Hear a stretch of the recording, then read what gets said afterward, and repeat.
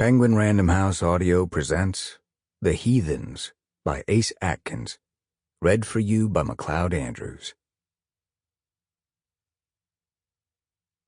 For Angela, sweet child of mine.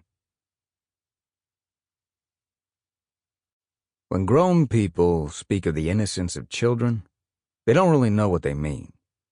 Pressed, they will go a step further and say, well, ignorance, then. The child is neither. William Faulkner, The Reivers. When we march, we keep moving till dark so as to give the enemy the least possible chance at us.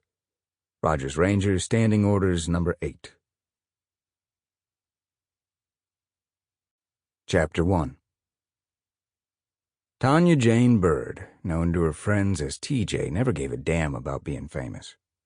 But here she was, 4 days on the run from Tibbehah County, Mississippi, with that girl Chastity, passing along the burner phone to show they now had more than 100,000 followers on Instagram.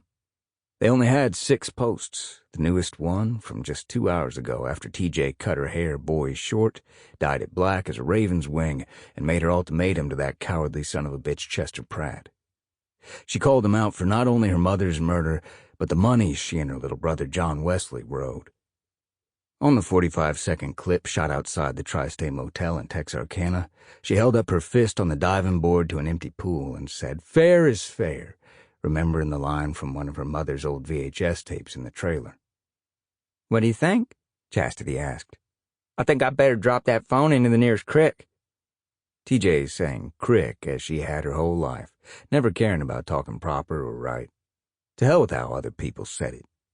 At 17 years old, TJ had no intention of being no different than she'd always been, famous leader of the Byrd gang or not.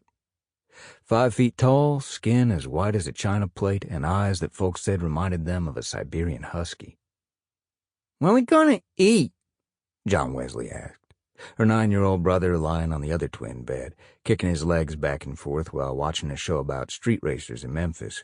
The host some middle-aged douchebag in sunglasses and a tight tank top to show off his big belly and sleeve tattoos. "We eat when it's safe to go out," TJ said. "Damn, John Wesley. You just downed a pack of them little Krispy Kreme donuts. I swear to Christ, your stomach's gonna get us all killed." In the motel room, it was just her, John Wesley, and Chastity.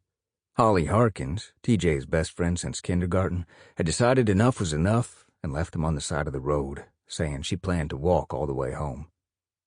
Now it was night. They were flat-ass broke, and TJ's boyfriend, Ladarius, had headed out to steal them another car. They stole the one they had now from a marina parking lot back in Hot Springs after escaping the cops and riding in a boat across Lake Hamilton. TJ was worried as hell about Ladarius after the news of their escape from the law had been broadcast damn near everywhere. Grisly discovery, teenage lovers on the run. It had been more than a week since her mother had gone missing, and 5 days since they'd found her body stuffed in that oil barrel over in Parsham County. The law didn't take long before looking right at TJ, accusing her and Ladarius of things that weren't true, had never been true, trying to make it seem like some kind of race thing, even though her mother had never been too interested in TJ's personal business. Why they decided to up and blame her, she had no idea, but hadn't been about to stick around and find out. Her whole life had been a struggle, trying to break free of folks trying to put her down or use her up. TJ Byrd wasn't standing for that shit anymore. "Hope Ladarius steals a fast one," John Wesley said. "Hope he steals a nice one," Chastity said. "Maybe a Lexus, or a Mercedes like mine."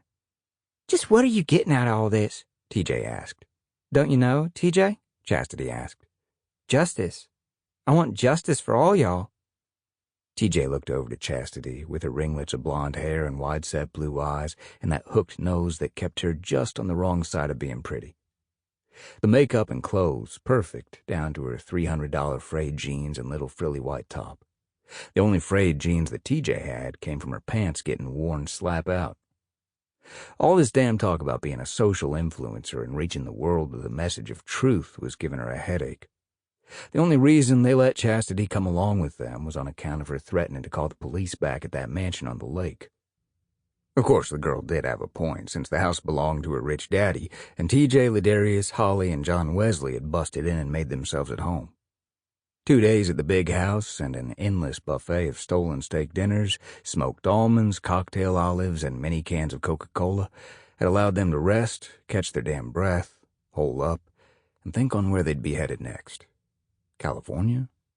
Texas? Florida? Spin the damn bottle, boys. I know you're innocent, Chastity said.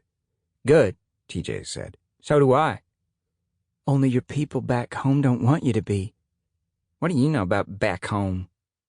Chastity gave a reckless little look while she played with the tips of her hair and shrugged her shoulders, a mess of freckles across her chest and a half-dozen thin gold chains around her neck. One with a diamond-crusted compass on it saying, "Daddy's little girl is never lost." You think Holly will go to the police? Chastity asked. Nope. How can you be so sure? Because she's Holly goddamn Harkins, TJ said. My best friend since we was 5, before you showed up and damn well elbowed her to the side. I think she got pissed we pretended I'd been kidnapped. No shit, Chastity, TJ said. Why else do you think she gave me the middle finger? Chastity didn't say anything but gave a small grin as TJ pushed herself up off the bed and walked over to the curtains. She looked out onto the empty pool and the abandoned storefronts across the road, not a mile over the Texas border from Arkansas, the first time TJ had been in either state. Farthest she'd ever been out of Tibbehah County was a visit up to Memphis, to the zoo, or incredible pizza on John Wesley's birthday. He ate 1,000,000 pepperoni slices and stuck his whole hand right into that chocolate fountain. He puked all the way back home. TJ let the curtain drop and headed back into the bathroom, closed the door, and turned on the rusty faucet. She had on a flannel shirt over a red tank top from Walmart and a pair of frayed green camo pants. Her daddy's old .38 was stuck into her waistband with plenty of bullets jangling down in her side pockets. Splashing cool water up into her face, she barely recognized the girl she saw. Her skin pale white, newly black hair up off her head. It had been Chastity's idea to do it. She said it made her look just like some French woman who got burned at the stake. When she walked back into the room, Chastity had taken her place on the bed, head up on the pillow and scrolling through a new phone they'd bought at Walmart right after leaving Memphis. I don't think you should be doing that, TJ said. Why? She said. It's not registered to you. There's no way to track us. Wow. You should see these hits. We added 500 more likes in 5 minutes. I've never seen anything like it. TJ nodded, her mouth feeling dry and her stomach empty. She nodded to Chastity. And what are they saying? TJ said. All these people. A lot of boys want to see you naked, she said. But mostly folks calling you a hero.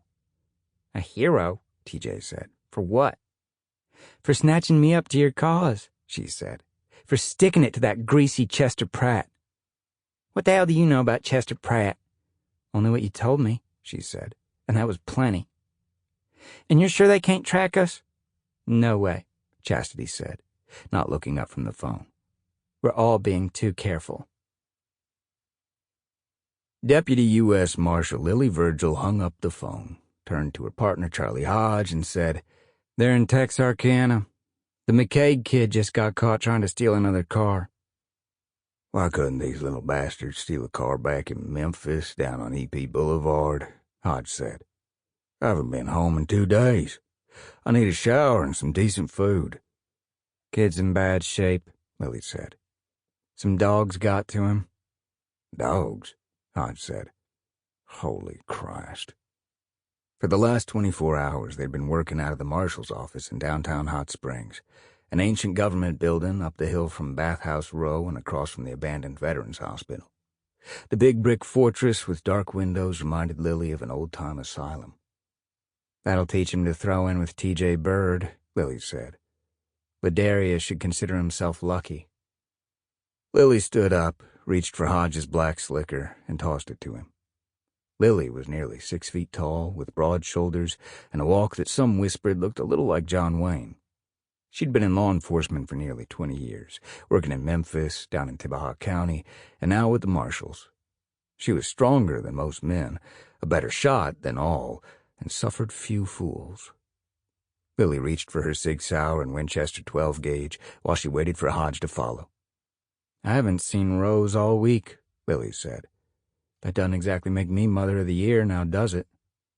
Who's driving? Hodge said. Now, Sample complete. Ready to continue?